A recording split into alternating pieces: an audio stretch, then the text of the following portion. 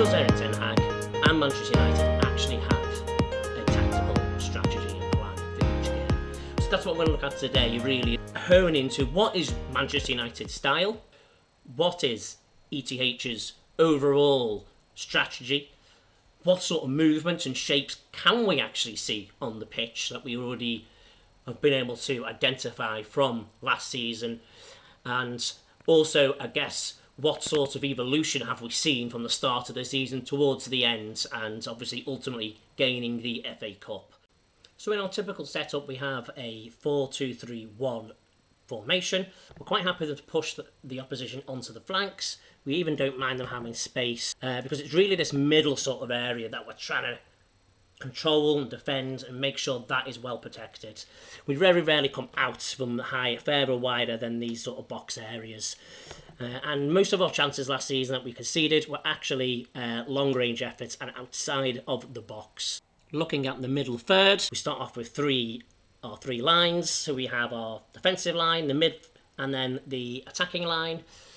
And as this sort of progresses, we've now got options. If that ball's then played out to Shaw, for example, the team comes across slightly and start coming across to the left side. Dalot or Garnacho might still want to present a little bit of width, and they'll kind of do the opposite to each other. Rashford's going to stick a little bit closer to Shaw in the meantime, alongside Kobe and Martinez, because they want to try and make sure there's plenty of room and plenty of options for Shaw. He's not going to get isolated, so we're coming across, and now you can see these three lines. Attacking line now has 5 in it, including the 2 fullbacks. Kobe and Bruno, they're now looking to fill the pockets, and it'll really depend on where the ball's going and how it's being defended, what sort of position they're going to go next. And our defensive line has changed the angle but kept the space, so there's plenty of options for sure. And then, once the ball is into the box, there is a space that has been vacated. However, it's not really exposed, there's no real threat, and our players can slow, intercept and break up any of the attacking play. The issue that we would often see is, because we have lots of players injured and unavailable, our lineup might actually look something more like this. And then we have, on this one, Wan-Bissaka over on the right, inverting into that back three. Dalot's now on the left. Casemiro in this instant therefore pushes forward alongside Kobe Mainoo, and actually this creates a lot of problems with more space between the lines, and this is often where we saw Kobe or Casemiro all alone surrounded by 3 or more players. So what else can we see? Well, another thing we can see as well in this sort of defensive movement, when you've got someone like Onana on the ball starting off, you do gain an extra body really. Our keeper's involvement means their forward line can't outnumber us, with the 2 fullbacks pulling wide to provide width and further stretch the opponent's front line. Let's say you play out on the left towards Martinez. He is left-footed, so he can just walk straight onto that and take it forward. He can carry it on the way up. So he then comes forward with the ball, and he's then going to look for someone like Højlund in that middle, as we said previously. He's going to look for that space. This is again where the problems really start. So problem number 1 is normally we don't have, or last season we didn't have Martinez. We'd actually have someone like Maguire, Varane, Lindelof, and so many more. On the left side we had Dalot, Wan-Bissaka, Amrabat, Lindelof, and even Regular at points. Even the midfield pairing wasn't really settled. These then already start to produce a few problems for us in the sense that our defensive trio, they're not as strong or good at getting forward, so already they're going to leave a lot of space when they start to progress with the ball, and their opposition already knows that should they get a little bit of any sort of movement and be able to pull them apart ever so slightly, they're going to have a really good chance of cutting through and getting through on goal, and we did see that a lot. We also know Dalot is not naturally a left-sided player, so he isn't going to be able to provide the width or the crosses like he can on the right. And Aaron Wan-Bissaka too. As good as he is defensively, fullbacks are now very much part of the attack in all the successful teams across Europe, and he's just not able to add that width, and he's not as skilled in that area of the pitch. That leaves their defenders very much outnumbering our attacking line. We haven't retained our shape or the distance between our players and the lines. Now when we lose the ball, the opposition can exploit that space. Even if, let's say, Ten Hag asked one of the fullbacks to step into that back three, releasing the midfielder instead, which he sometimes does, This encourages Bruno and Mainu to advance more towards the box in that attacking line, yet we are still lacking all the width. Aaron can often be found separate from the defensive line and the midfield as he's trying to hold the line higher that Erik is actually shouting for on the sidelines. So when the ball actually breaks, Kobe is now completely isolated. The opposition frequently can then slice right through us on the break. And as we saw, this sees us concede many goals. Okay, what about when Erik made changes towards the end of the season? Was that different to what we were playing earlier in the season or not? So when we actually look at those last few games, we've changed to protect the middle of the pitch a lot more. Very much the opposite of what we were doing previously. Martinez and initially Casemiro in that back, Amrabat is in the midfield with Kobe, and we have McTominay and Bruno up top. It's a 4-2-2-2, but it's actually a 4-2-4 or 4-4-2, depending on the phase of play. We can see the shape straight away and the area that Rashford and Garnacho have been asked to skillfully marshal alongside Scotty and Bruno, who, if you actually look, they aren't actually focused on the defensive duo. They are more concerned about the midfield pairing, and they are going to drop off and allow the opposition and the back line of the opponent to progress. Similarly at this stage, Rashford and Garnacho shift tighter and deeper, but when we advance the ball, they go wider and create space for Kobe and Bruno or McTominay to exploit.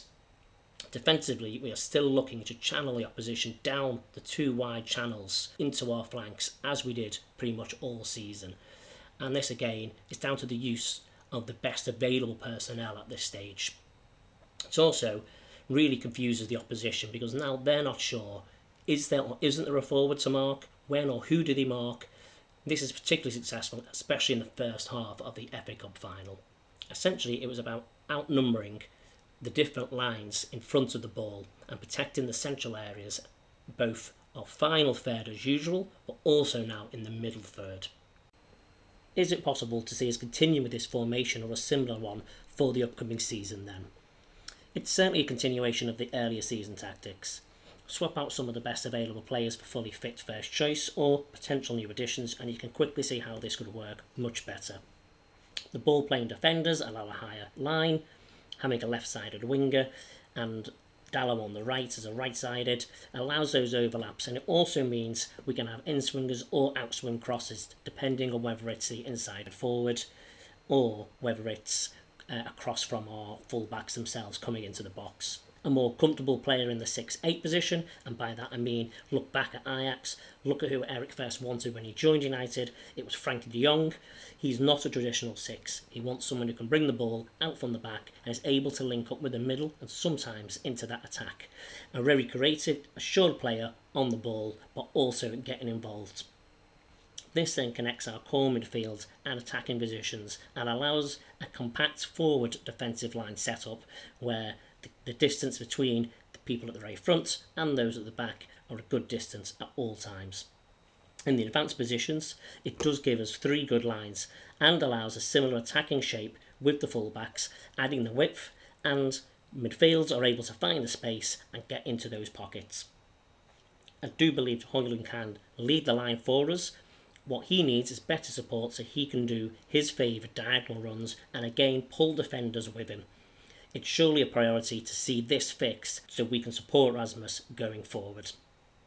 Højlund in that false 9 role left him out of position as he's not as creative as say Bruno at turning and finding space or where to put the next ball. It's also definitely not his strength to be under an intense press in these deeper areas on the pitch.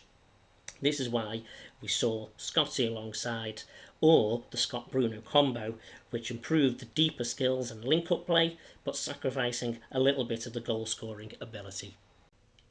So what sort of player do we actually need, and what areas on the pitch are the main areas to focus on? Obviously, Varane has left, and we do need a right-sided defender. Casemiro has big question marks over his suitability in the creative deep role and being able to either support the midfield and the defensive lines together. We also have concerns around Martinez and Shaw's fitness, but essentially it's the trio that will become the back 3 in many of the phases of play that needs the significant attention. I can see a scenario where Lissandro actually moves to our left flank if we can find a solid left-sided defender and a right-sided defender alongside. It's also important that we replace the heading ability and the physicality of Maguire and Varane. So one of these defenders needs to be exceptional and the other more than comfortable with their head. As before, my feeling is we'll look for an actual false 9, as in a creative deep lying forward that can link up play and open up the space for Højlund or the midfielders. Additionally, we need to look for backup for Højlund. So all in all, that's one right-sided ball-playing centre-back as a priority, one left-sided ball-playing centre-back to deliver depth and more flexibility, one creative deep-playing centre midfielder, one actual deep-lying false 9, and one mobile all-round striker to cover Højlund as his main backup.